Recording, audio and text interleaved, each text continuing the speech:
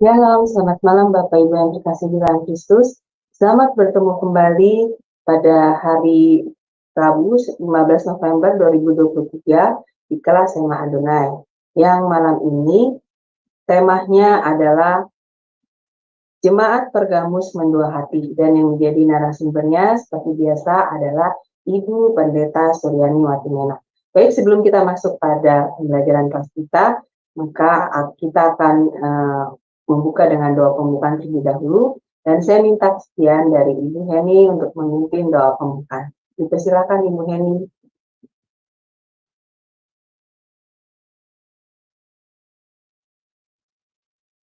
Baik, Ibu Heni tidak monitor, maka saya akan memimpin doa pembukaan.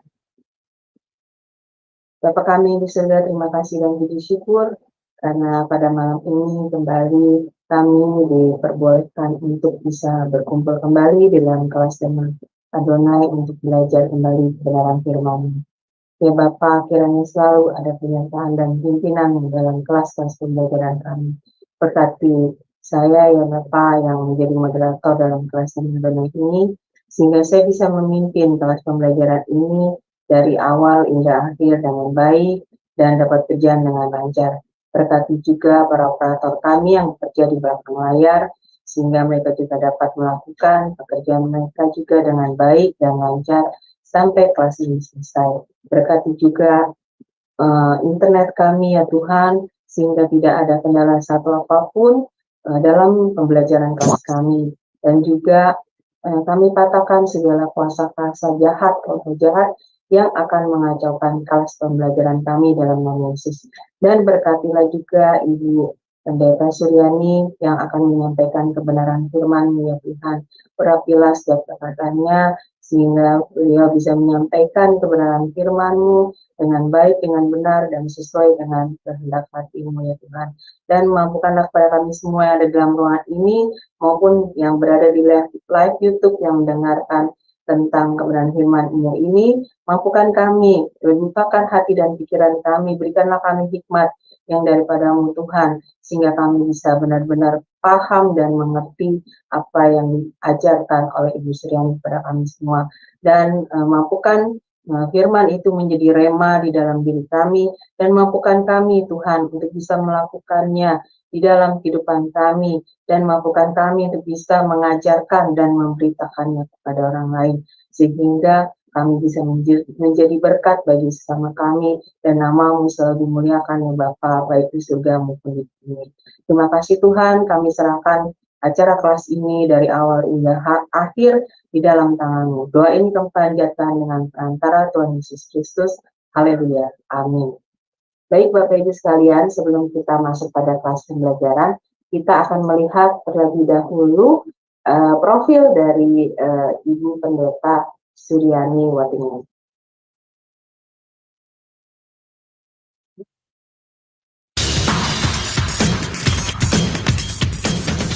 Shalom semua, pada kesempatan kali ini, Sema Adonai dengan bangga memperkenalkan pengajar kita, Ibu Suryani Watimena. Dan berikut adalah profil singkat dari beliau.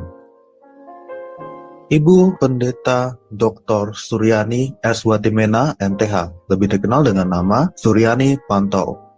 Lahir di Tanjung Uban, 11 Februari 1962.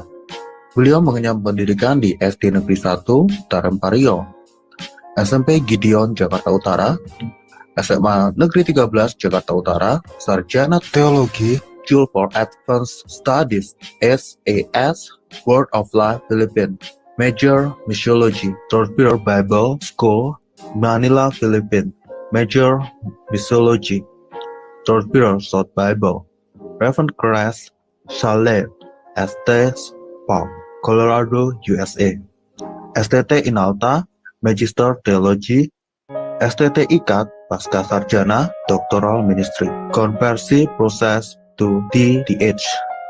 Pengalaman pelayanan. Pengurus Bendahara Pamukri, Persekutuan Pemuda Indonesia, Youth for Christ, mengajar sekolah minggu, pelayanan dari COCM dan Berita Hidup, mengajar Bible Study Muda-Mudi Indonesia, Makati, Filipina, mengajar Bible Study khusus ibu-ibu diploma Kedutaan Indonesia Makati Filipina, penyiar radio Kristen FEBC, Far East Broadcasting Company International, pelayanan di Handicap Hospital, Colorado, pelayanan penginjilan keliling bersama tim Ambassador Internasional sebagai penterjemah dan pengkhotbah. Ditasbih menjadi pendeta oleh Sinode Gereja Kristen Sahabat Indonesia, GKSI. Sekarang jadi GSI, Gereja Sahabat di Indonesia. Mengajar di STT Inalta Jakarta, mengajar di STT Duloh Cilacap Jakarta, bendahara Yayasan STT Inalta, Gembala Sidang GSI Jemaat Shalom, Ketua Khusus Musik STT Jakarta Yamuger, pengurus BPH Sinode GSI, bendahara umum selama 2 tahun, misionari di Kalbar bersama suami, buka training center Sahabat, mengajar di beberapa STT, BMW, Aras Tamar, Eklesia, Katulistiwa, pelayanan penginjilan radio, Landak Bermazmur, penginjilan keliling pedalaman Kalbar, buka jaringan doa wanita, Kabupaten Landak, Plasrek, JDW, Kalbar, balik pindah ke Jakarta, mentor JDW Pulau Kalimantan sampai sekarang, Sekretaris Umum Sinode GSI, Badan Pertimbangan Gembala Sidang GSI, Ukemene, Fasilitator Trainer My Home, anggota Badan Pertimbangan Sinode GS,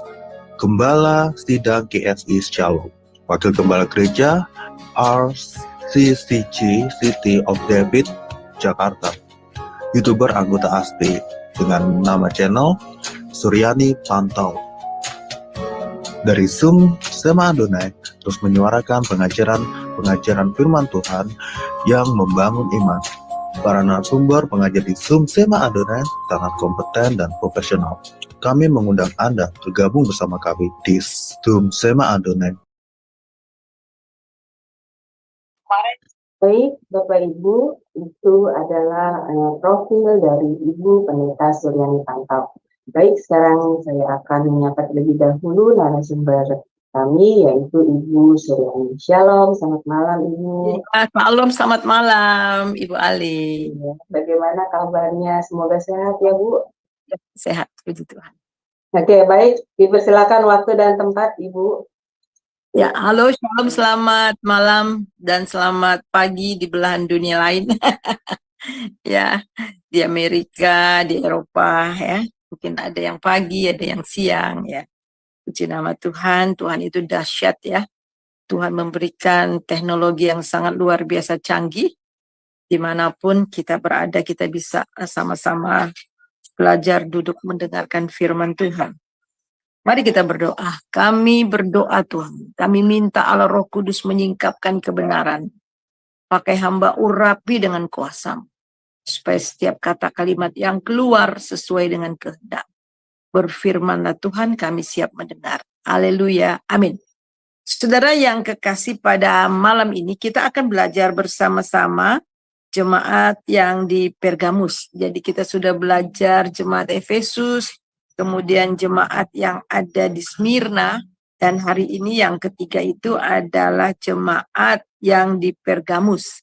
Dengan satu tema, jangan mendua hati ya. Saudara, kita akan baca bersama-sama, minta Ibu Aling, ya tolong Bu baca di Wahyu, pasal 2 ayat 12 sampai 17. Ya.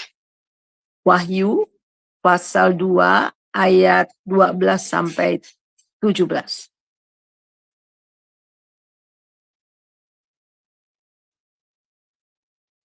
Ya, sebentar ya Bu. Iya. Wahyu. Oh, ini. Wahyu pasal 2 ayat 12 sampai 17. ayat 12 sampai 17. Demikianlah firman Tuhan. Dan tuliskanlah kepada malaikat jemaat di Pergamus, inilah firman Dia yang memakai pedang yang tajam dan bermata dua. Aku tahu di mana engkau diam, yaitu di sana, di tempat tahta iblis, dan engkau berpegang kepada namaku, dan engkau tidak menyangkal imanmu kepadaku, juga tidak pada zaman Antipas saksiku yang setia kepadaku, yang dibunuh di hadapan kamu, di mana iblis diam. Tetapi aku mempunyai beberapa keberatan terhadap engkau. Di antaramu ada beberapa orang yang menganut ajaran Bileam, yang memberi nasihat kepada Balak untuk menyesatkan orang Israel supaya mereka makan persembahan berhala dan berbuat zina. Demikian juga ada padamu orang-orang yang berpegang kepada ajaran pengikut Nikolaus. Sebab itu bertobatlah, jika tidak demikian aku akan segera datang kepadamu dan aku akan memerangi mereka dengan pedang yang di mulutku ini. Siapa bertelinga, hendaklah ia mendengarkan apa yang dikatakan Roh kepada jemaat-jemaat.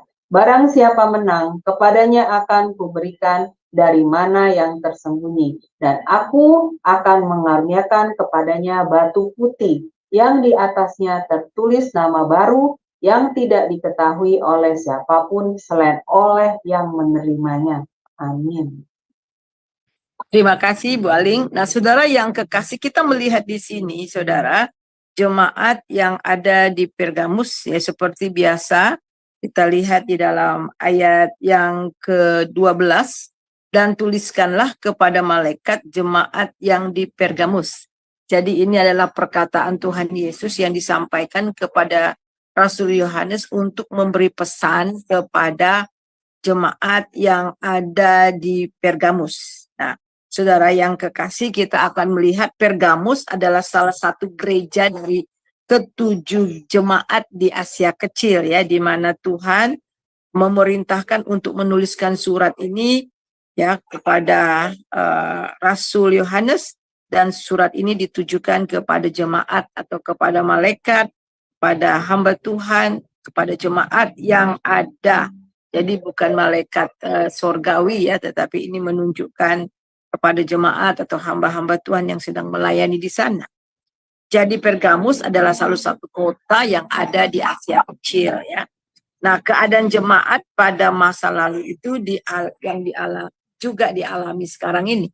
Mungkin kita melihat apa hubungannya, apa korelasinya antara jemaat yang dulu dengan jemaat yang sekarang. Apakah pengalaman mereka zaman dulu dengan sekarang berbeda?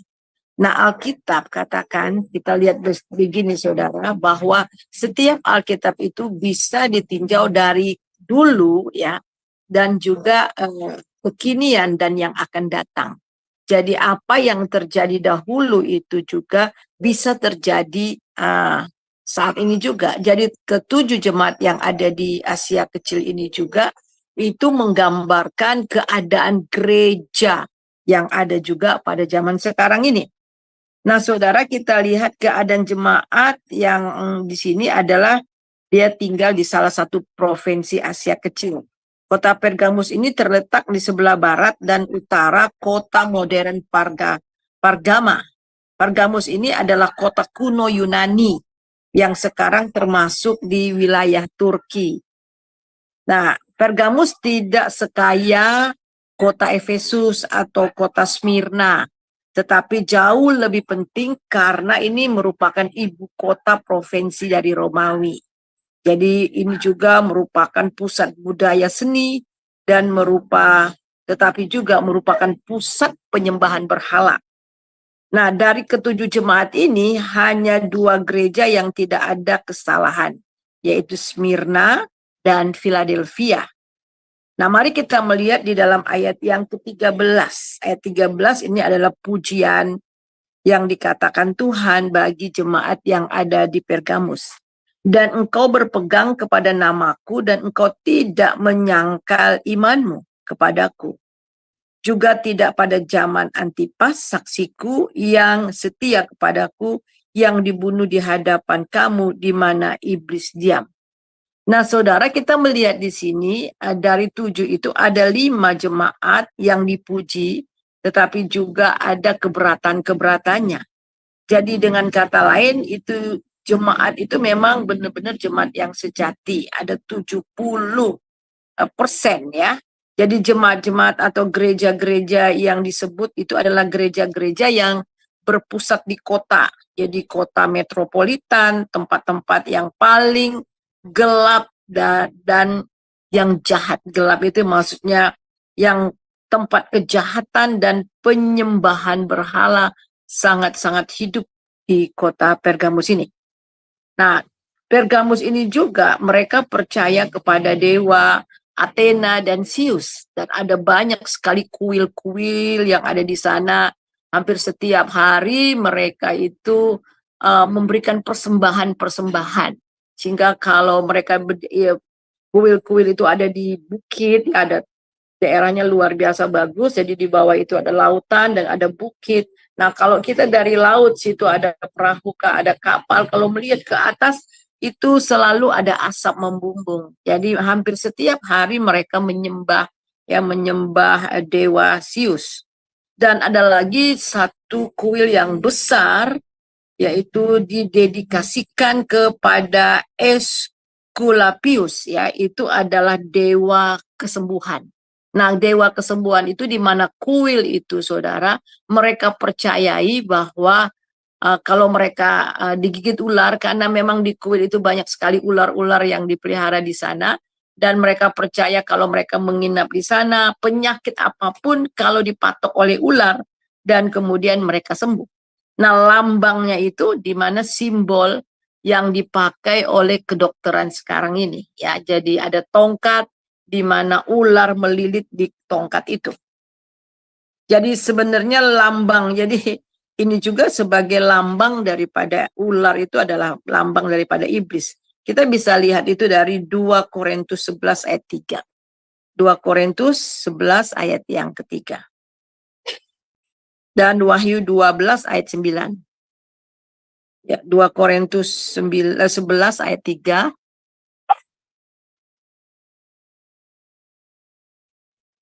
Ya. 2 Korintus 11 ayat 3. 2 Korintus 11 ayat 3. Tetapi aku takut kalau pikiran kamu disesatkan dari kesetiaan kamu yang sejati kepada Kristus, sama seperti Hawa diperdaya oleh ular itu dengan kelicikannya.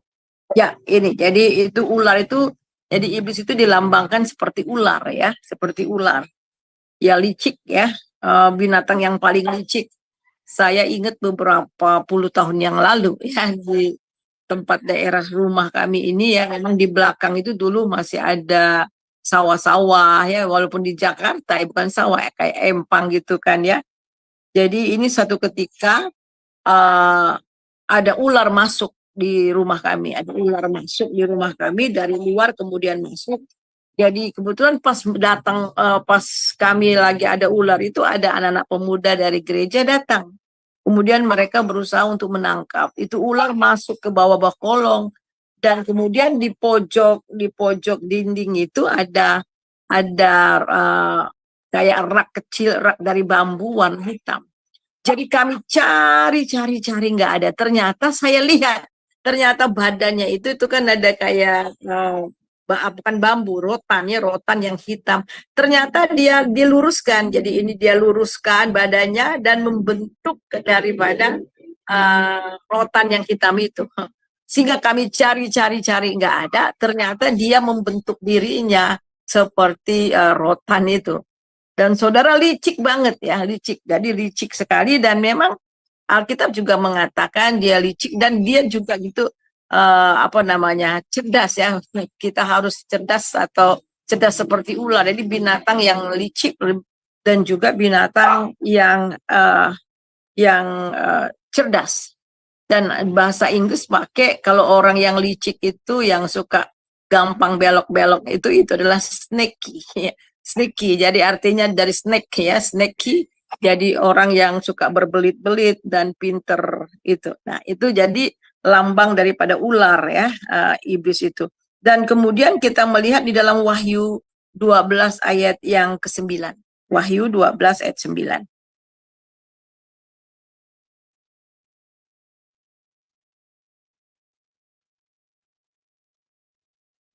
Wahyu 12 ayat yang ke-9, demikianlah firman Tuhan.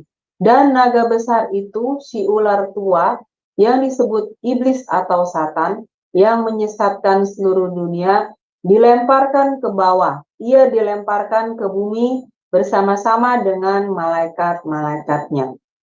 Ya, ini adalah lambang ular naga ya, di mana iblis itu yang pada waktu pemberontakan dia memberontak kepada Allah sehingga dia dibuang ke bumi dan beserta dengan pengikut-pengikutnya para malaikat yang lainnya. Jadi ini merupakan tantangan terbesar buat orang Kristen, saudara. Jadi tantangan yang terbesar buat orang Kristen pada saat itu, karena Kristen pada saat itu dianggap agama yang ilegal. Jadi jika mereka ketahuan, maka mereka akan dibawa ke istana. Kaisar diminta untuk menyangkal Tuhan Yesus. Jika tidak, mereka akan dibunuh. Seperti Antipas. Antipas ya, tadi dikatakan ayat 13, seperti Antipas itu dimasukkan ke dalam air yang mendidih, dalam kuali yang besar di tengah kota, sampai mati pelan-pelan. Nah, ini bisa kita lihat di dalam ayat 13 tadi. Saudara, ayat 13, coba kita baca sekali lagi. Ayat 13. Wahyu 12 ayat 13. Ya, Wahyu, bukan, Wahyu 2, Bu, ayat 13. Wahyu 2 ayat 13. Aku tahu di mana engkau diam, yaitu di sana, di tempat tahta iblis, dan engkau berpegang kepada namaku, dan engkau tidak menyangkal imanmu kepadaku, juga tidak pada zaman Antipas saksiku, yang setia kepadaku, yang dibunuh di hadapan kamu, di mana iblis diam. Jadi jelas di sini bahwa saudara, karena Pergamus ini adalah pusat penyembahan berhala, terutama penyembahan kepada kaisar. Jadi kalau mereka ketahuan bahwa mereka itu orang Kristen, mereka akan dibawa ke istana dan kemudian diinterogasi dan kemudian mereka dipaksa untuk menyangkal Tuhan Yesus. Jadi kalau mereka tidak menyangkal Tuhan Yesus, maka mereka akan dibunuh. Dan salah satu yang dibunuh itu adalah Antipas. Bagaimana dimasukkan ke dalam kuali yang besar, kemudian dia direbus di situ sampai mati pelan-pelan. Nah, ini disaksikan, ya, mereka menyaksikan itu dan jemaat yang ada di sana juga menyaksikan itu. Jadi kita melihat di sini, saudara, Tuhan Yesus katakan, aku tahu bahwa engkau itu tetap setia, tidak menyangkal. Nah, Tuhan memberikan pujian kepada jemaat yang ada di Pergamus ini. Nah, Pergamus setiap hari diwarnai dengan kejahatan, namun jemaat tetap bertahan. Dan itulah pujian yang diberikan Tuhan kepada jemaat yang di Pergamus. Nah, kita lihat di dalam ayat 12. Dalam ayat 12, di sini dituliskan kepada malaikat di Pergamus, inilah firman dia yang memakai pedang yang tajam bermata dua. Nah, mengapa di sini Tuhan menggunakan kata pedang? Dia memperkenalkan dirinya sebagai yang punya pedang yang bermata dua. Karena di Pergamus banyak berdiam orang-orang yang jahat dan yang hidupnya tidak dalam kebenaran. Maka Tuhan menetapkan untuk berperang dengan firman-Nya. Jadi dengan firman-Nya yang adalah pedang tajam yang bermata dua. Jadi kita lihat hati yang keras bagaimanapun, firman Tuhan mampu untuk merobohkannya. Pedang bisa juga dipakai untuk menyerang dan melindungi. Jadi ada dua fungsi dari pedang itu, yaitu menyerang dan juga melindungi diri. Jadi firman Tuhan adalah kebenaran yang tajam seperti pedang yang bermata dua yang dapat mematahkan siasat-siasat dusta iblis. Karena iblis adalah bapa pendusta. Dan firman Tuhan juga mampu melindungi kita dari dusta, dari yang jahat. Nah, itu kita dapat lihat juga ya, bagaimana firman Tuhan itu di dalam Mazmur 119 ayat 11-12, dengan apakah seorang muda mempertahankan kelakuannya bersih, yaitu dengan menjaga firman Tuhan. Jadi Tuhan Yesus sangat mengerti dan memahami kesulitan yang dihadapi jemaat yang ada di Pergamus. Saya akan baca sekali lagi ya, 13. Aku tahu di mana engkau diam, yaitu di sana, di tempat tahta iblis. Jadi Tuhan katakan bahwa orang Pergamus ini, jemaat di Pergamus ini tinggal di tempat tahta iblis. Dan engkau tidak menyangkal imanmu kepadaku juga. Dan pada zaman Antipas, saksi yang setia kepada aku, yang dibunuh di hadapan kamu di mana iblis diam. Jadi betul-betul jemaat yang ada di Pergamus ini tinggal di mana ada tahta iblis. Tetapi kita melihat mereka tidak menyangkal iman mereka. Jadi Tuhan tahu dan memahami keadaan mereka. Dan di mana mereka berada. Di tengah-tengah tahta iblis ini sangat sulit sekali, saudara. Bisa bayangkan itu bagaimana sulitnya mereka, pergumulan mereka dalam mengiring Tuhan. Jadi Tuhan memuji, engkau berpegang kepada namaku, kata Tuhan. Mereka tidak malu karena iman mereka kepada Kristus. Dan hubungan mereka kepada Kristus walaupun iman mereka dilecehkan, diremehkan, dan dikecilkan oleh masyarakat luar. Akan tetapi mereka tetap tidak pernah menyangkal iman mereka. Jadi jemaat Pergamus ini adalah tetap setia dan tidak menyangkal iman mereka. Karena itu Tuhan memuji mereka. Mereka tetap tidak menyangkal iman mereka. Itu adalah anugerah iman yang diberikan Roh Kudus kepada mereka. Mereka tetap teguh karena Tuhan sendiri yang memateraikan iman mereka. Dan kesetiaan mereka dengan darahnya. Dan dengan firman di mana iblis diam pada saat itu. Nah, kita melihat apa yang terjadi di sini, tetapi di dalam ayat 14 ada keberatan-keberatan yang diberikan Tuhan kepada jemaat Pergamus. Ayat 14. Coba ayat 14, Ibu Aling. Ya, baik Ibu. Tetapi aku mempunyai beberapa keberatan terhadap engkau. Di antaramu ada beberapa orang yang menganut ajaran Bileam, yang memberi nasihat kepada Balak untuk menyesatkan orang Israel supaya mereka makan persembahan berhala dan berbuat zina. Iya, jadi kita melihat di sini, ya, sementara sebagian orang yang setia dengan iman mereka, setia sampai mati. Tetapi sebagian rupanya jemaat yang ada di sana, ada beberapa kelompok, ada beberapa orang, dan akhirnya mereka menganut ajaran daripada Bileam. Dan yang memberi nasihat kepada Balak untuk menyesatkan orang Israel, supaya mereka makan persembahan dan berbuat zina. Jadi kita melihat di sini, saudara, ada orang-orang jemaat atau orang jemaat itu yang mendua hati. Mereka mengikuti Tuhan, tetapi juga mereka kompromi dengan kedagingan. Jadi kita melihat di sini, iblis tidak mampu membinasakan mereka dengan penganiayaan, namun ia pakai dengan cara yang sangat halus dan licik, yaitu dengan keinginan daging. Beberapa jemaat menganut ajaran Bileam. Dalam bahasa Ibrani, Bileam artinya tuan dari orang banyak. Mungkin sinonim dengan Nikolaus juga, yang nanti kita akan lihat di dalam ayat 17 disinggung akan hal itu. Jadi ada yang mengikut ajaran Nikolaus, dan juga di dalam ayat yang 14 ini juga ada yang Bileam. Jadi yang menyedihkan adalah sebagian orang mengaku percaya kepada Tuhan Yesus, tapi berbuat seolah-olah dia berkuasa dan menyesatkan mereka. Jadi apa itu pemahaman Bileam? Kita lihat, jadi itu dalam Bilangan pasal 22 ayat 25. Jadi ini cukup panjang, ada berapa pasal, kita nggak mungkin baca itu ya. Tetapi saudara nanti bisa catat, bisa lihat saja ya. Jadi Bileam ini adalah seorang nabi yang menyelewengkan karunia-nya untuk mendapatkan uang dari Raja Balak yang membayar dia untuk mengutuk Israel. Jadi Allah mencegah Bileam dari mengutuk Israel, dan dia membuat kutuk itu menjadi berkat. Tetapi Balak, kita melihat, tetap mendapat keuntungan dari uang yang telah dia keluarkan. Dengan cara apa?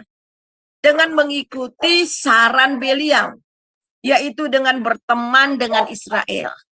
Jadi Bileam memberi nasihat kepada Balak, oke, ya, kamu bisa berteman dengan orang Israel, Dan kemudian mengajak orang Israel, akhirnya Balak mengajak orang Israel untuk beribadah, berpesta pora di mezbah penyembahan berhala.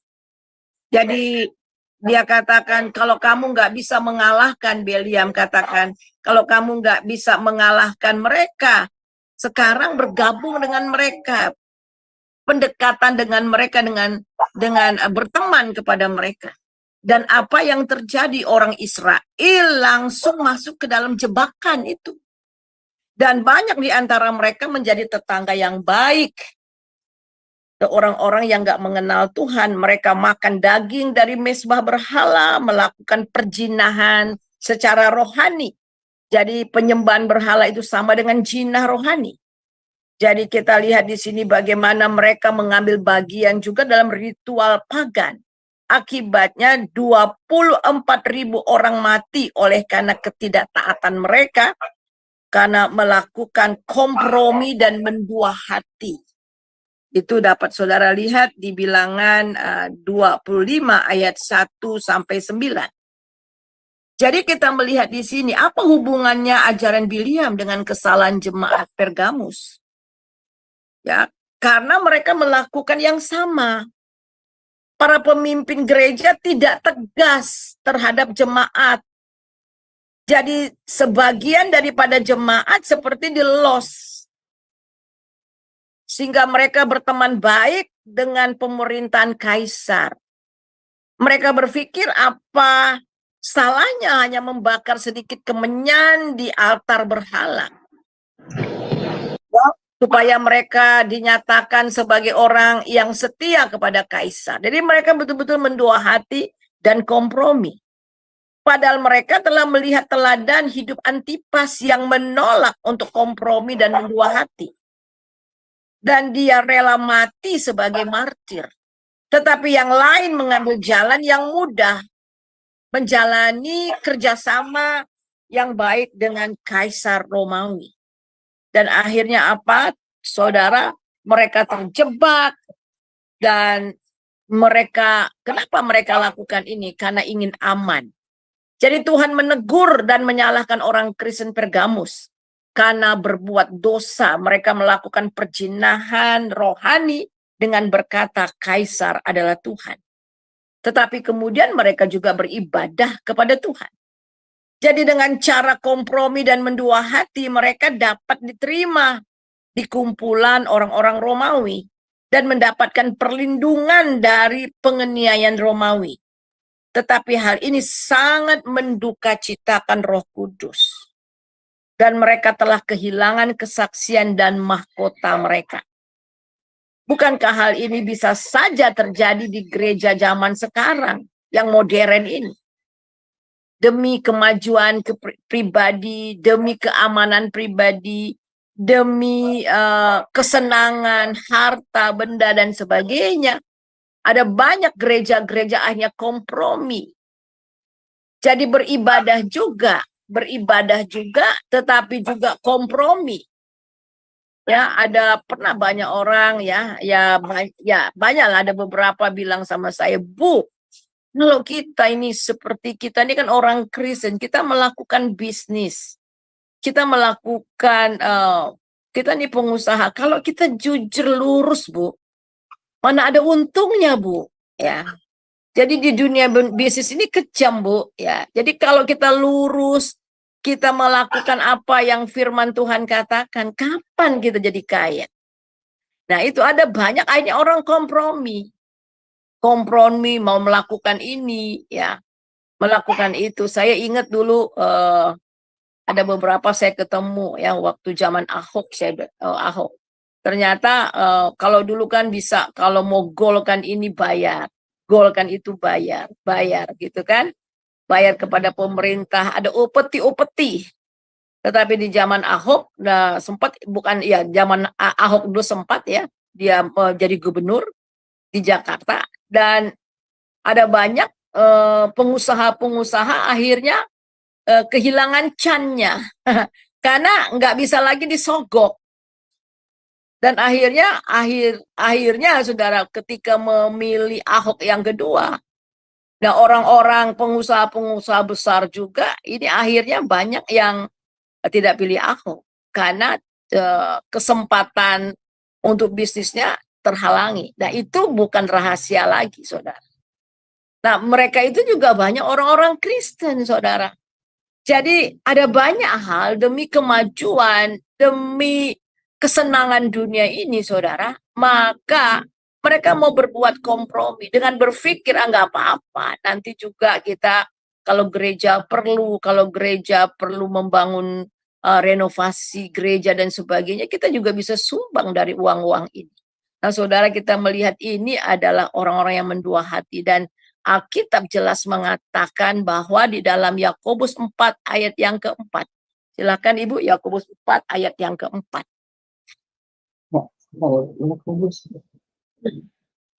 Yakobus 4 ayat yang keempat. Yakobus 4 ayat yang keempat. Hai kamu orang-orang yang tidak setia, tidakkah kamu tahu bahwa persahabatan dengan dunia adalah permusuhan dengan Allah? Jadi barang siapa hendak menjadi sahabat dunia ini, ia menjadikan dirinya musuh Allah. Amin. Nah, itu. Jadi saudara, kita melihat di sini bahwa ketika kita mau menjadikan dunia itu sahabat kita, kita sudah menyatakan diri kita ini musuh Allah. Jadi inilah yang terjadi di jemaat Pergamus, saudara. Dan kemudian Bu, 1 Yohanes 2 ayat 15. Ayat 15, 16, 17.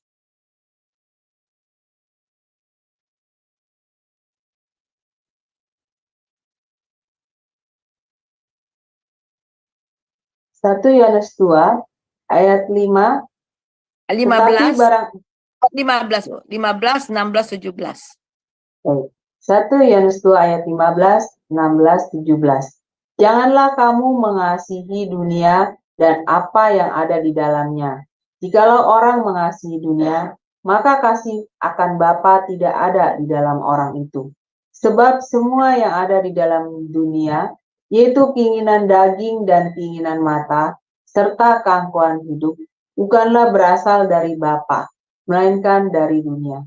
Dan dunia ini sedang melenyap dengan keinginannya. Tetapi orang yang melakukan kehendak Allah tetap hidup selama-lamanya. Amin. Ya. Jadi kita melihat tadi di Yakobus 4 ayat 4 bahwa kalau kita bersahabat dengan dunia, kita menjadikan diri kita jadi musuh Allah. Dan 1 Yohanes pasal 2 ayat 15, jangan kamu mengasihi dunia dengan segala isinya. Jadi rupanya saudara, di dalam jemaat di Pergamus ini, jadi ada orang-orang yang mulai bersahabat dengan dunia. Dan Alkitab menegaskan, ya Tuhan Yesus menegaskan mereka harus betul-betul bertobat. Kenapa kita melihat di sini? Karena kita lihat bahwa orang-orang Kristen nggak boleh mengasihi dunia, tidak boleh kompromi terhadap dunia, tidak boleh mendua hati. Karena kita ini adalah mempelai Kristus dan Dia mau supaya kita murni. Dan Allah itu cemburu. Ya, Allah itu cemburu adanya. Kita baca bahwa yang dimaksudkan arti dari Pergamus itu adalah menikah. Jadi mengingatkan kita bahwa kita sebagai gereja telah bertunangan dengan Kristus. Oleh sebab itu kita harus menjaga kemurniannya. Kita baca 2 Korintus 11 ayat 2 sampai 4. 2 Korintus 11 ayat 2 sampai 4. Sebab 2 Korintus 11 ayat 2 sampai 4. 2 Korintus 11 ayat 2 sampai 4. Demikianlah firman Tuhan. Sebab aku cemburu kepada kamu dengan cemburu ilahi, karena aku telah mempertunangkan kamu kepada satu laki-laki untuk membawa kamu sebagai perawan suci kepada Kristus. Tetapi aku takut kalau pikiran kamu disesatkan dari kesetiaan kamu yang sejati kepada Kristus, sama seperti Hawa diperdayakan oleh ular itu dengan kelicikannya. Sebab kamu sabar saja jika ada seorang datang memberitakan Yesus yang lain daripada yang telah kami beritakan, atau memberikan kepada kamu roh yang lain daripada yang telah kamu terima, atau Injil yang lain daripada yang telah kamu terima. Amin. Ya, jadi kita lihat di sini, saudara, gereja harus benar-benar disiplin. Gereja harus benar-benar mengajarkan jemaatnya. Ini adalah kelalaian dari jemaat yang ada di Pergamus. Sehingga mengeloskan jemaatnya sehingga mereka kompromi dengan dunia. Dan ini peran juga sebagai gembala, pelayan-pelayan Tuhan. Supaya mengajarkan dengan tegas, dengan sungguh-sungguh. Ya, di sini di dalam ayat yang keempat, ya bagaimana jemaat yang ada di Korintus ini ya memberi peluang kepada pemberita-pemberita yang bukan Yesus, ada Yesus yang lain. Jadi kita lihat di sini, inilah yang terjadi juga di Pergamus. Nah, kita lihat bagaimana Wahyu menggambarkan bahwa sistem dunia sekarang ini seperti pelacur yang keji, sementara gereja digambarkan sebagai pengantin perempuan yang murni. Jadi jemaat yang mendua hati dan kompromi dengan dunia hanya karena menghindari diri dari penderitaan atau mencapai kesuksesan pribadi. Sesungguhnya mereka telah melakukan perzinahan rohani dan tidak setia kepada Tuhan. Nah, kita kembali kepada Wahyu pasal yang kedua. Pasal yang kedua sekarang ayat yang ke-16. Kita baca di dalam ayat yang ke-16. Sebab itu bertobatlah, jika tidak demikian aku akan segera datang kepadamu dan aku akan memerangi mereka dengan pedang yang di mulutku ini. Ya. Amin. Jadi kata Tuhan dengan tegas, karena itu bertobat. Jadi mendua hati kompromi karena keinginan daging. Ya, kita melihat di sini kata Tuhan bertobat. Kalau tidak aku akan datang dan memerangi mereka dengan pedang. Jadi mereka sendiri yang akan mengalami pedang dari Tuhan. Mereka sendiri akan dilawan oleh Tuhan. Itu artinya akan dibinasakan. Ya, kalau mereka tidak bertobat, mereka mati dengan pedang daripada Tuhan sendiri. Pedang itu turun, pedang daripada Tuhan itu turun atas mereka. Nah, coba kita melihat di dalam Wahyu 1 ayat 16. Wahyu 1 ayat 16. Ayat 16. Demikianlah firman Tuhan.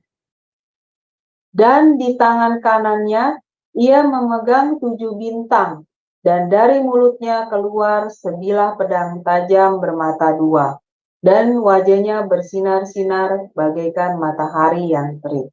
Amin. Ya, kita lihat 7 bintang itu adalah 7 jemaat ada di tangan Tuhan, dan sebuah pedang yang membawa yang bermata 2, yang wajahnya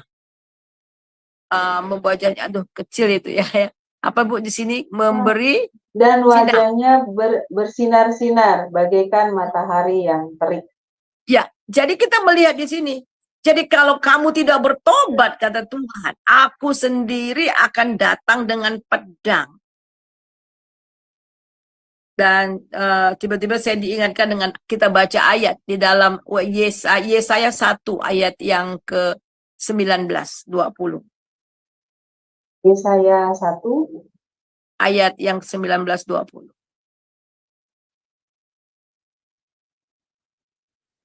Yesaya 1 ayat yang ke-19 sampai 20.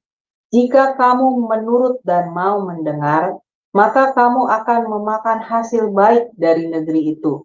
Tetapi jika kamu melawan dan memberontak, maka kamu akan dimakan oleh pedang. Sungguh ya, Tuhan yang mengucapkannya. Amin.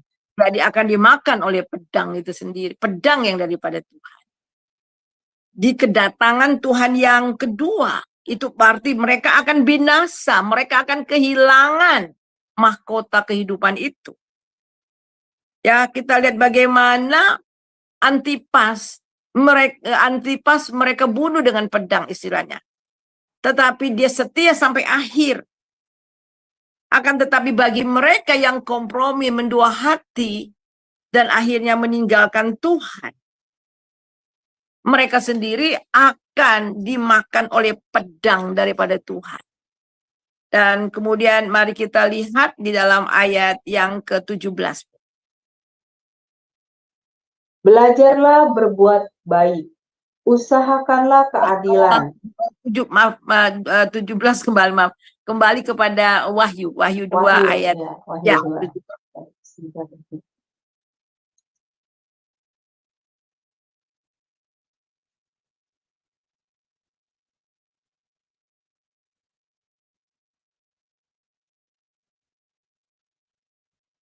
Wahyu 2 ayat 17 sekarang. Siapa bertelinga, hendaklah ia mendengarkan apa yang dikatakan Roh kepada jemaat-jemaat. Barang siapa menang, kepadanya akan kuberikan dari mana yang tersembunyi, dan aku akan mengaruniakan kepadanya batu putih, yang di atasnya tertulis nama baru yang tidak diketahui oleh siapapun selain oleh yang menerimanya. Amin. Ya. Amin. Jadi kita melihat di sini saudara, dia mengatakan lagi dari sebagian orang yang masih ada di situ yang masih mempertahankan iman. Jadi dia katakan barang siapa bertelinga hendaklah dia mendengar, bertelinga. Jadi hati-hati bertelinga mendengar dengan sungguh-sungguh nasihat daripada Tuhan. Dan barang siapa menang, di sini dikatakan Tuhan akan memberikan mana. Mana ini adalah roti kehidupan. Dan Tuhan Yesus juga menyatakan bahwa dirinya itu adalah mana yang turun dari surga. Jadi orang yang menang, orang yang setia sampai akhir, mereka akan mendapatkan roti kehidupan. Mereka akan menikmati kehidupan selamanya bersama dengan Tuhan. Jadi orang-orang percaya di Pergamus perlu memakan makanan kudus dari Tuhan. Roti kehidupan yang didapati dalam diri Yesus Kristus melalui dirinya. Coba kita baca Yohanes 6 ayat 32. Yohanes 6 ayat 32.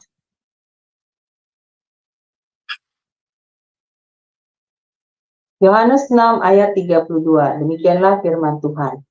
Maka kata Yesus kepada mereka, Aku berkata kepadamu, sesungguhnya bukan Musa yang memberikan kamu roti dari surga, melainkan Bapa-Ku yang memberikan kamu roti yang benar dari surga. Amin. Iya, jadi jelas ya. Jadi dan kemudian barang siapa yang menang, Tuhan kita melihat diberikan batu putih. Apa yang dimaksudkan batu putih? Ya, batu putih itu adalah bagaimana seorang hakim ya, dalam seorang hakim untuk menentukan kebebasan bagi seorang pengadilan, batu tersebut juga digunakan seperti sebuah tiket untuk izin masuk pada suatu pesta. Di keduanya tentu dapat diterapkan pada orang percaya dengan pengertian rohani, ia telah dinyatakan benar melalui iman kepada Yesus Kristus dan nanti akan sama-sama menikmati pesta bersama dengan Kristus. Ada pesta anak domba.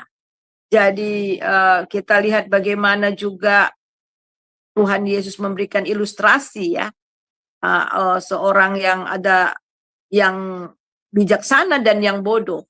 5 gadis yang bijaksana dan 5 gadis yang bodoh. Dan akhirnya yang bodoh ini, mereka tidak masuk, tidak menikmati pesta dari perjamuan anak domba itu. Jadi ini kebenaran firman Tuhan. Jadi kita melihat bahwa gereja tidak bisa kompromi. Gereja tidak bisa mendua hati. Jangan sampai ada di gereja kita sebagian sungguh-sungguh mencari Tuhan. Sebagian sungguh-sungguh beribadah, bahkan rela mati untuk Tuhan karena iman mereka. Tapi sebagian daripada orang-orang di gereja, mereka menganut ajaran Biliam atau Nicholas, yaitu mau kompromi terhadap dunia ini, sehingga itu membawa murka Allah atas gereja. Kita mau berdoa supaya kita juga sebagai anak-anak Tuhan, jangan karena perut, ya, jangan karena perut, jangan karena kesenangan dunia kita mau kompromi.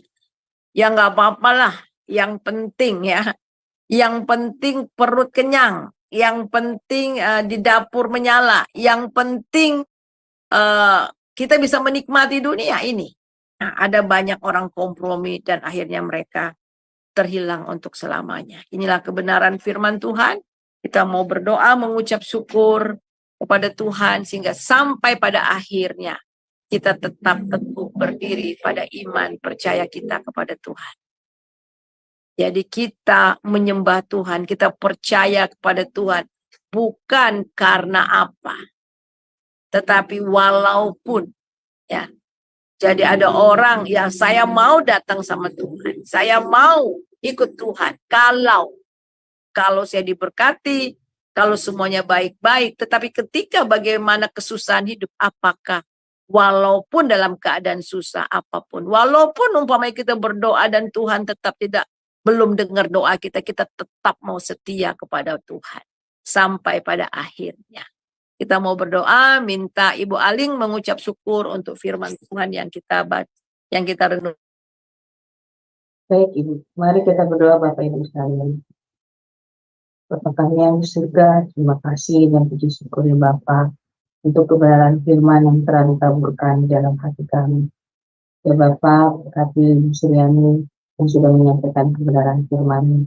Berkatilah pelayanan lebih dan lebih lagi ya Bapa, sehingga pelayanan Ibu Suryani bisa menjadi berkat bagi banyak orang lebih dan lebih lagi.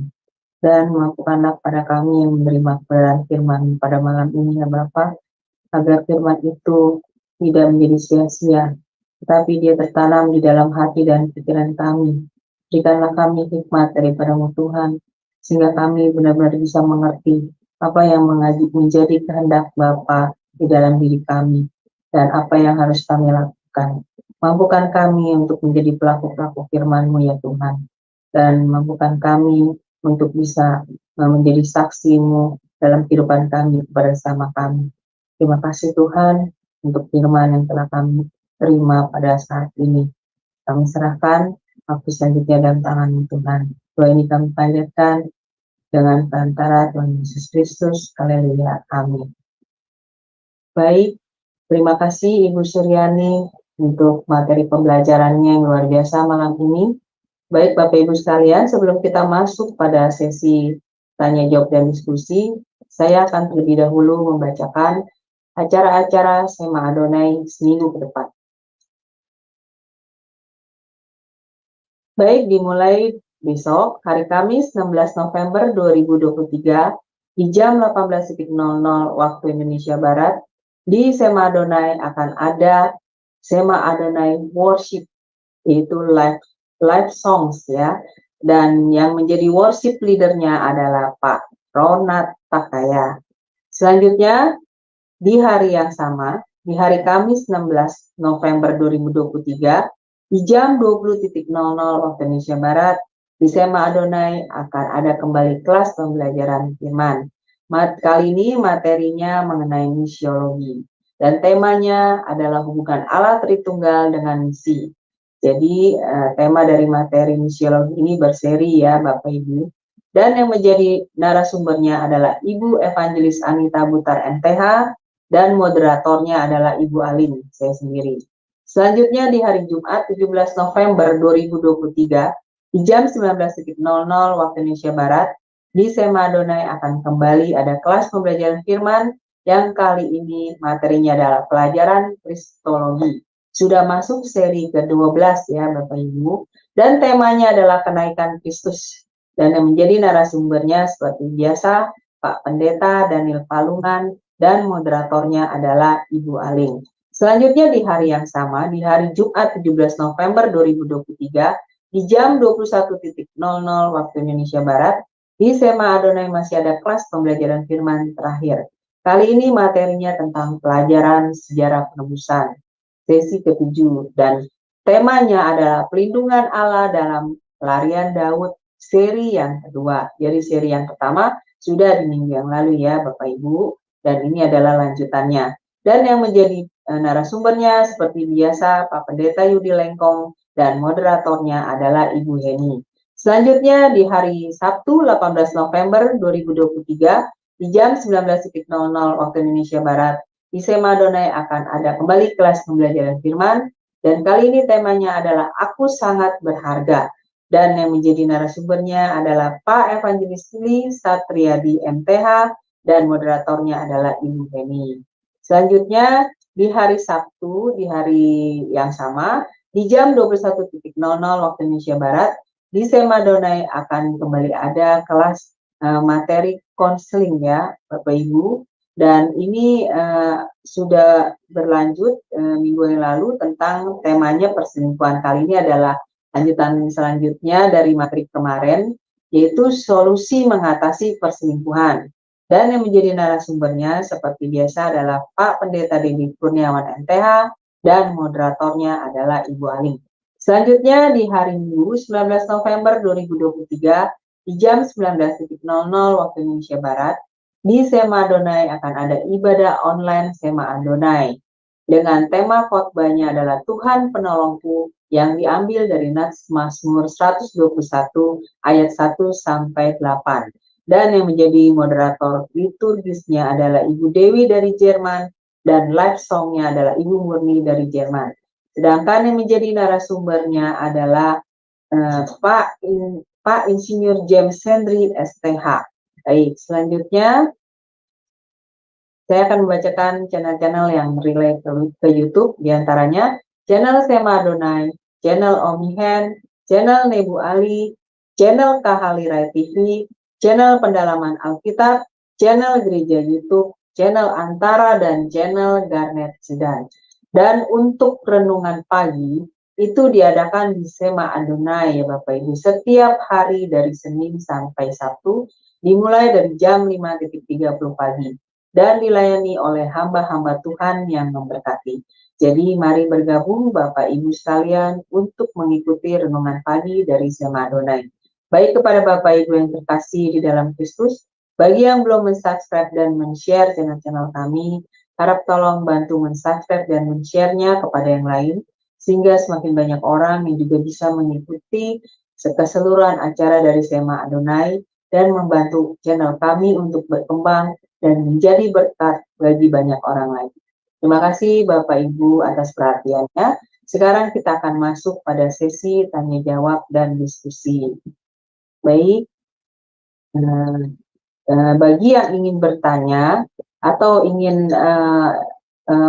diskusi atau sharing, silakan raise hand terlebih dulu ya Bapak Ibu untuk mengajukan pertanyaan. Maka akan dibuka mute-nya oleh operator kami ya.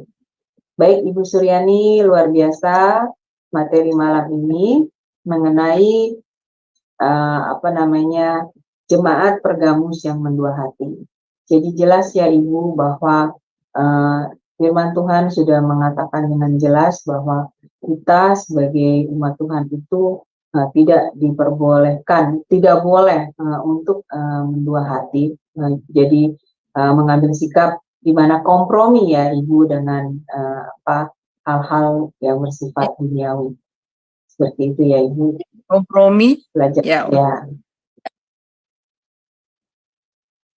Ya, suaranya hilang Ibu. Ya, iya, kita tidak bisa kompromi ya terhadap dunia. Betul. Ya, jadi kita kompromi, udah kita dikuasai. Betul. Ini tegas sekali ya Bu dalam firman-firman yang tadi Ibu bacakan, ayat-ayatnya bahwa memang kita ini tidak boleh mendua hati, tidak boleh kompromi dengan hal-hal yang bersifat keduniawian dan seperti jemaat yang di Pergamus ya. Dan ya dari kisah pengajaran Ibu tadi pandai sekali ya Bu itu si siapa Balak itu, maksudnya Bileam itu ya memberi ide kepada Balak itu untuk mendekati bangsa Israel itu dengan cara bersahabat gitu ya Bu, maksudnya masuk di dalam lingkungan hidup mereka, lalu pelan-pelan menyesatkan, ibaratnya menyesatkan ya Bu Ya Suryani, betul. menyesatkan bangsa Nah, kita Israel itu ya, ya secara halus ya Bu, tanpa diketahui bangsa Israel itu ya. Nah ya. ini yang harus sebenarnya banyak hal-hal yang ada di dunia ini. Nah, ya kita alami itu seperti itu ya Bu, maksudnya kita tidak menyadari gitu dalam pergaulan, contohnya ya Bu Suryani, dalam pergaulan kita tidak menyadari kalau apa namanya siapa yang bergaul yang kita dalam pergaulan itu kita berteman dengan siapa gitu, karena memang banyak yang tidak terlihat ya Bu, maksudnya orang itu bagaimana gitu, benar ya Bu Suryani ya, seperti itu. Jadi kita tanpa sadar pelan-pelan terpengaruh ya Bu, terseret oleh hal-hal yang buruk atau negatif dari orang tersebut ya, seperti itu ya Bu ya. Nah ini ada penanya yaitu Ibu Tina Galung. Ya baik, silakan Ibu Tina.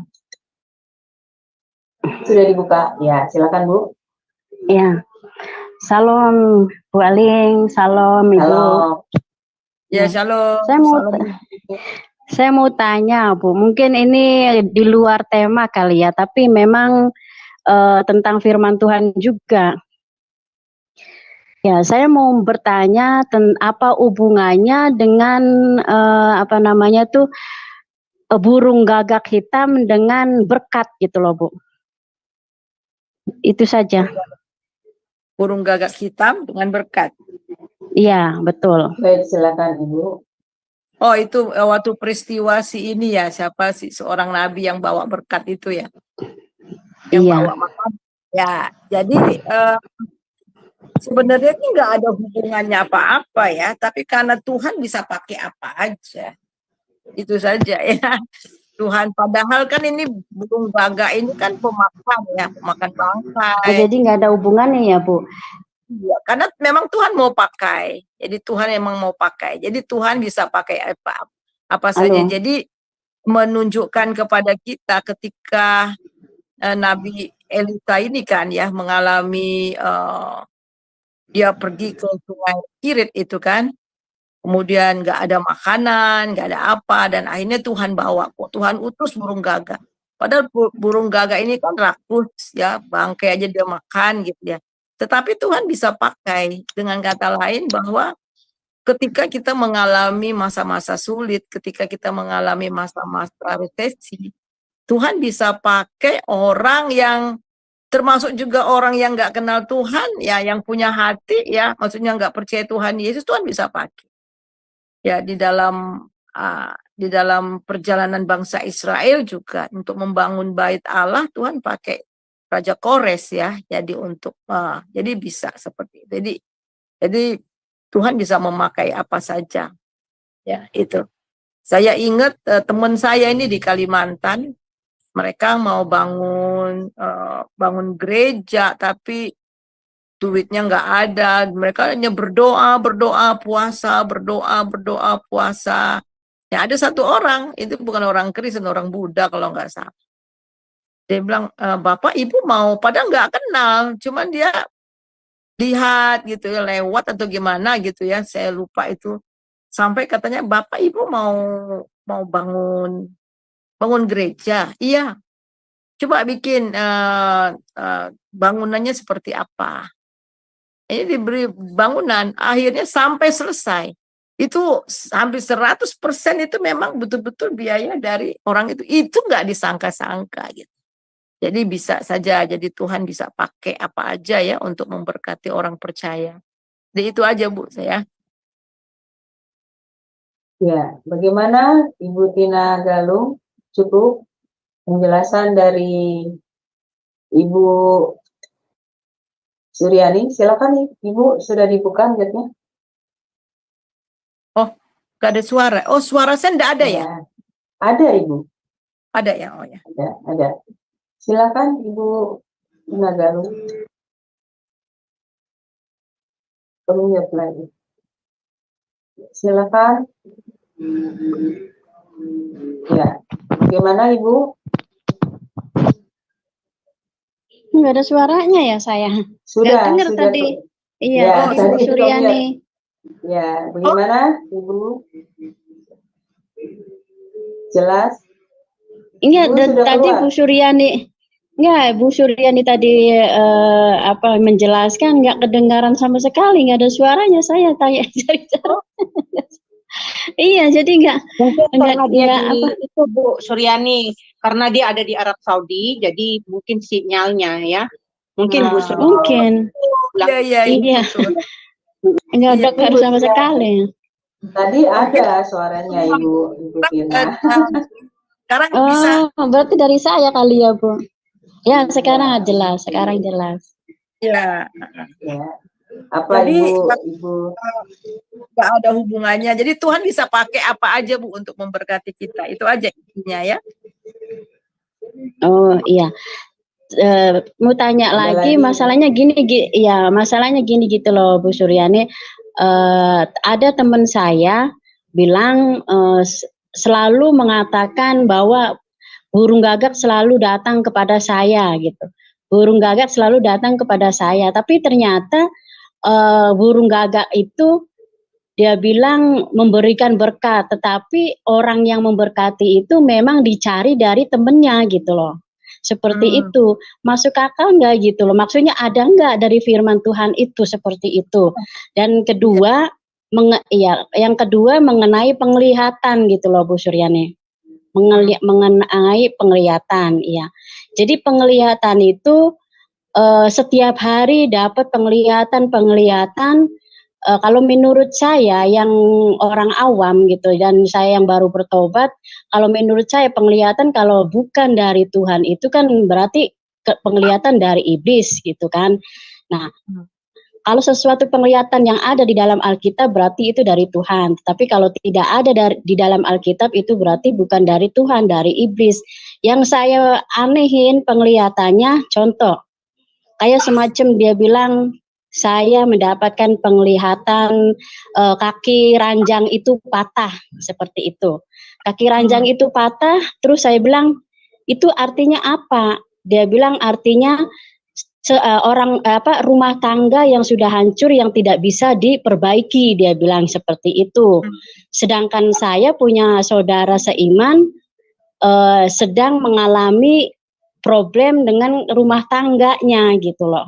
Jadi kan kayak seperti orang menyakitkan dia, seperti itu. Nah, menurut Bu Suryani, apakah itu penglihatan dari Tuhan? Apakah penglihatan yang memang dia disengaja atau bagaimana? Saya nggak tahu. Silakan Bu Suryani. Iya, jadi soal karunia-karunia ya, karena Alkitab juga bilang kita harus uji segala roh. Ya, penglihatan bisa dari setan, bisa juga dari Tuhan, dari Tuhan, dari setan. Nah itu oleh sebab itu kita harus betul-betul menguji setiap roh. Jadi menguji setiap roh dan saya sih dalam pengalaman hidup saya nggak lihat penglihatan setiap hari ya. Dalam pelayanan khusus Tuhan kadang-kadang kasih penglihatan. Ya kasih penglihatan, tapi ketika itu diperlukan, dan ketika kita dalam pelayanan. Tapi kalau setiap kali penglihatan itu harus ditanyakan juga itu apakah dari Tuhan atau tidak. Ya. Karena kalau penglihatan yang daripada Tuhan itu pasti akan terjadi dan pasti itu benar, tapi kalau enggak itu namanya lu buat-buat, ya kan? Bisa Iya betul. dalam pengalaman saya, contohnya begini, dalam pengalaman ini khususnya dalam pelepasan ya. Jadi ada satu keluarga, jadi suaminya sakit, terus sakit nggak sembuh-sembuh. Udah kesana kemari, dokter bilang sudah general check up nggak ada apa-apa. Terus saya tanya sama Tuhan, ada apa ini Bapak ini? Tuhan kasih tahu. Jadi dia memakai jimat gitu. Padahal kalau dilihat orangnya baik banget, suka ngundang hamba Tuhan, suka kasih makan hamba Tuhan dan sebagainya gitu. Tapi belakangnya dia masih pakai guna-guna, maksudnya pakai gimmick. Jadi satu ketika saya datang ke rumahnya, kemudian dia bukan jemaat saya, jemaat teman. Dia panggil jemaah hamba Tuhan, dia punya gembala suami istri dan saya ada di situ. Mulai kami berdoa buat tempat ini. Saya mulai berdoa, kita nyembah Tuhan, kita berdoa ada apa dengan. Dan saya lihat, langsung saya lihat. Jadi ketika mau bangun rumah itu, 4 penjuru rumah itu ditanam sesuatu. Sebagai pelindung, sebagai apa ya. Seperti paku tapi bukan paku. Tapi itu saya bilang, Bapak, waktu bangun rumah ini, itu Bapak tanam seperti paku tapi bukan paku. Bapak minta perlindungan dengan kuasa kegelapan. Terus gembalanya bilang, enggak Bu, orang saya taruh batu peletakan yang pertama. Ya memang gembalanya yang taruh, tetapi sebelum itu sudah ditanam dulu di tanah. Yang enggak gembalanya tahu. Dan akhirnya apa yang jadi? Sakit. Jadi kami doa dari jaringan kami doa semua. Saya bilang langsung otomatis. Saya bilang ambil itu jimat di kamar, di lemari. Saudara satu bakul gak jimatnya. Semua kita mau bakul, segala macam lah. Saya bilang ambil dompet Bapak. Dompet Bapak banyak. Jimatnya segala macam lah, segala tulang, segala macam. Ya, tulang apa segala macam. Dan akhirnya terakhir baru dia ngaku, bener Bu, rumah kami ini kami tanam 4 penjuru itu katanya. Tapi gimana nih? Masa kami mau bongkar, ini kan di fondasi.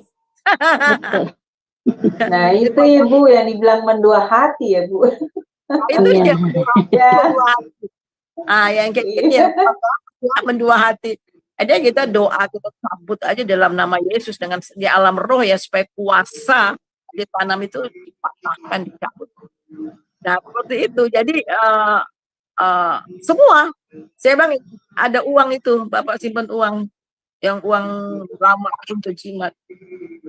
Nah jadi ketika itu memang saya lihat, tetapi bukan setiap hari lihat begitu, enggak. Ketika sedang dalam dalam doa, kita berdoa, atau ketika sedang melayani orang, memang pada saat itu memang dibutuhkan. Itulah yang namanya karunia roh, ya. Jadi itu ya Bu ya. Jadi saya tidak. Iya. Tapi harus uji. Betul. Terima kasih Bu Suryani, Tuhan memberkati. Terima kasih Bu Aling. Ya, sama-sama Ibu. Terima kasih untuk partisipasinya. Ya, berarti ini juga termasuk dalam orang ini yang diceritakan oleh Ibu Tina. Ini termasuk dalam ini ya Bu, mendua hati ya. Padahal orang itu seperti Ibu Suryani bilang ya, rajin gereja ya, rajin ibadah dan sering menerima ya. Ibu Suryani ke-mute suaranya. Ya, sering menerima hamba-hamba Tuhan yang dalam rumahnya dijamu oleh dia, tapi ternyata dia mendua hati ya Bu ya. Betul. Ya, suaranya ke-mute Ibu Suryani. Suara Ibu. Pegang jimat dan banyak sekarang kok percaya Tuhan tapi ada tali pinggangnya. Tali pinggang. Itu dia. Ya betul. bukan cuma kompromi kepada dunia, tapi termasuk mendua hati seperti itu juga. Dan itu Iya, perzinahan ini Tuhan bilang perzinahan Tuhan. ujian rohani ya, betul-betul seperti tadi ya. Saya baru baru apa namanya Bu, mendapat pemahaman baru ini tentang perzinahan rohani Bu Suryani. Karena saya kan taunya perzinahan itu kan secara jasmani ya Bu ya. Ya, Ternyata ternyata di apa ada juga apa pengertian perzinahan rohani dan pelacur-pelacur rohani ya Bu. Seperti itu iya. ya berarti ya. Dan kalau untuk pelacur rohani tadi gimana Ibu? Saya kurang paham, bisa diulang? Yang disebut dengan pelacur-pelacur rohani itu, Ibu Suryani? Ya, silakan. Iya, jadi Tuhan menggambarkan iblis itu seperti pelacur rohani. Jadi memang ya melacurkan dirinya untuk kesenangan diri kan. Tujuan pelacur itu apa sih? Kan untuk mendapat upah, untuk mendapat kesenangan, untuk mendapat berkat hidup dari situ. Nah kalau orang Kristen mendua hati dan rela, itu sama dengan pelacur. Jadi pelacur berzina ya. Oh, Nah, jadi sama kan. Nah, ini Itu. banyak yang mungkin mereka tidak sadari ya, Ibu, perbuatan mereka itu sebenarnya sudah termasuk dalam sikap pelacur dan berzina, tetapi secara rohani kepada Iya, Tuhan ya, Bu ya, Suryani betul. seperti itu ya. Iya, Karena mungkin mereka menganggapnya, aku kan tidak wajar. berbuat iya iya, karena kan hidup di dunia begitu menurut mereka ya Bu ya. Padahal Ya, ya itu sudah di mata Tuhan hal yang sangat berdosa ya bagi Tuhan karena mereka sudah melacurkan diri dan berzina secara rohani kepada Tuhan. Nah, ini mengenai yang tadi Bu ya, yang apa namanya bagaimana bangsa Israel itu disusupi oleh ajaran-ajaran Bileam ya, yang apa pendekatan dari Balak itu kepada mereka itu sehingga mereka kebobolan, ibaratnya kebobolan ya, padahal iman mereka awalnya sudah kuat ya Bu ya. Iya. iya. Nah ini sebenarnya kalau mengenai hal ini masuk dalam pergaulan berarti pergaulan ya kan yang dipakai oleh Balak itu Bukti ya. pergaulan. Nah ini Ya. sebenarnya banyak juga sebenarnya yang ditemukan di dalam gereja-gereja Tuhan ya Bu. Maksudnya orang-orang yang kelihatannya itu baik gitu sikap, padahal sebenarnya di luar itu kelakuannya itu Agenda lain. ya dan itu bisa mempengaruhi orang-orang yang benar-benar apa namanya tulus gitu, maksudnya benar-benar baik dalam kerohaniannya. Ya benar seperti itu Bu Suryani ya. Jadi mereka bisa membawa orang-orang yang baik apa namanya hati dan tulus dalam beribadah pada Tuhan ini menyesatkan gitu tanpa disadari oleh mereka ya, seperti yang dialami oleh bangsa Israel itu, benar tidak Bu Suryani seperti itu ya, kita banyak Iya, temukan dalam gereja-gereja Tuhan. iya. Jadi jelas sekali bahwa berarti kita harus mengambil sikap yang hati-hati ya Bu dalam bergaul berarti ya. Waspada dan berjaga-jaga gitu kan. Iya, karena mereka membawa hal yang negatif ya Bu ya, yang Ya. buruk kepada kita, kepada iman kita ya. Betul. Jadi pelan-pelan tapi pasti kan pekerjaan setan ini. Iya, Kita iya, tapi pasti. apa betul. Karena kita kan berpikir saudara seiman gitu ya Bu, satu gereja gitu, kadang satu pelayanan, kita nggak merasa kalau sebenarnya dia memberi hal-hal yang buruk gitu, kebiasaan-kebiasaan yang negatif kepada kita ya. Karena kita merasa ya dia saudara seiman gitu ya Bu Suryani, maksudnya dalam satu pelayanan gitu bersama-sama. Ternyata dia menyesatkan kita Bu, ya seperti itu. Karena saya sendiri juga mengalami Bu dalam keluarga saya. Jadi saya mau memberi satu kesaksian ya Bu Suryani. Ini terjadi pada koko saya ya, abang saya. Dia ini seorang yang rajin ibu pelayanan gitu. Jadi masa remaja dia sampai dia bekerja, dia habiskan dalam pelayanan di rumah Tuhan gitu. Dia selain bekerja gitu. Jadi pagi bekerja, dia sore pelayanan di rumah Tuhan di gereja gitu. Dari sini hampir dalam seminggu itu Bu dia rajin melakukan pelayanan di gereja. Nah, tetapi koko saya ini justru rusak oleh teman gerejanya gitu. Maksudnya dibawa ke pergaulan yang rusak gitu. Jadi setelah koko saya selesai dari pelayanan, lalu dibawa teman sepelayanannya itu, Ibu Suryani sama-sama sepelayanan ke tempat-tempat yang seperti karaoke, diskotik, seperti itu Bu gitu. Padahal padahal koko saya ini kan dia menghabiskan hampir waktu-waktu dia itu di dalam rumah Tuhan gitu, Bu. Jadi saya saya juga tidak mengerti kenapa koko saya bisa terbawa seperti itu, tetapi memang yang membawa dia untuk masuk dalam hal-hal keduniawian, kehidupan keduniawian itu ya dari teman sepelayanannya gitu, Bu Suryani, di dalam gereja itu. Iya. Gitu. Jadi sebenarnya ya bukan cuma di luar saja ya Bu, di dalam. justru di dalam gereja itu sendiri. Penyusup. Betul.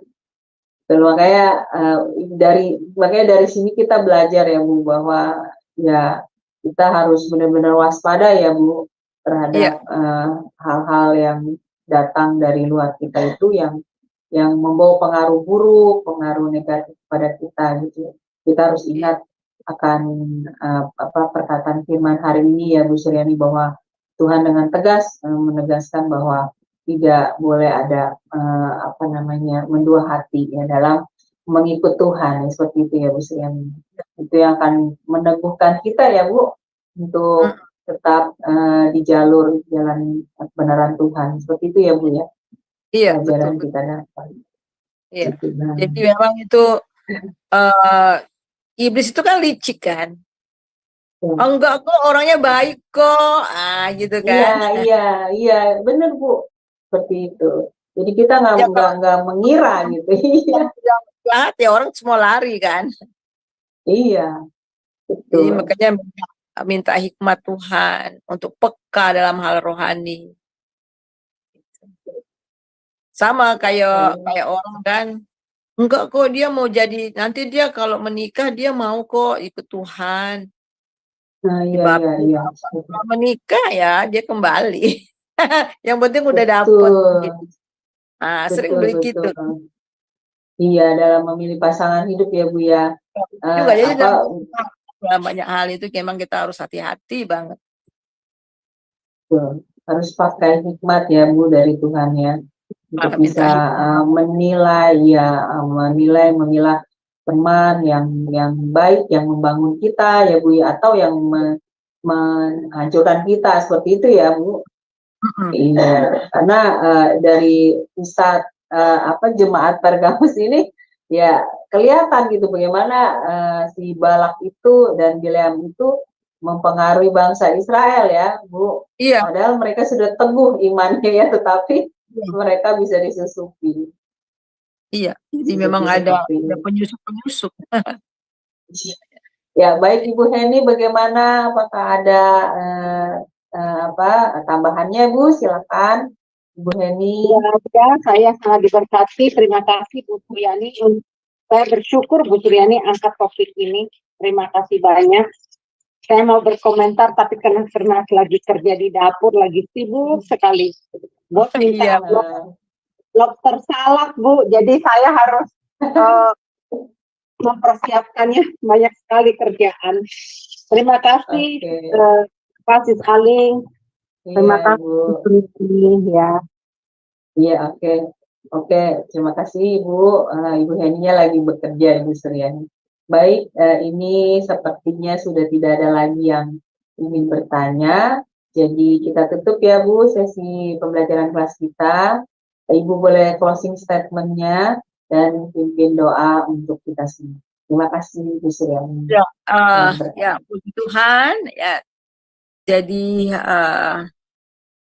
kita harus tahu bahwa satu-satunya Tuhan yang kita sembah itu adalah Tuhan Yesus. Dialah pengharapan kita, dialah segala-galanya bagi kita. Jadi dan kita harus tahu bahwa Allah itu cemburu dan Dia tidak mau hati kita diisi oleh oleh yang lain ya, dunia dan kesenangan-kesenangan. Jadi Tuhan Yesus, ada orang yang mencari dunia, akhirnya mereka akan kehilangan.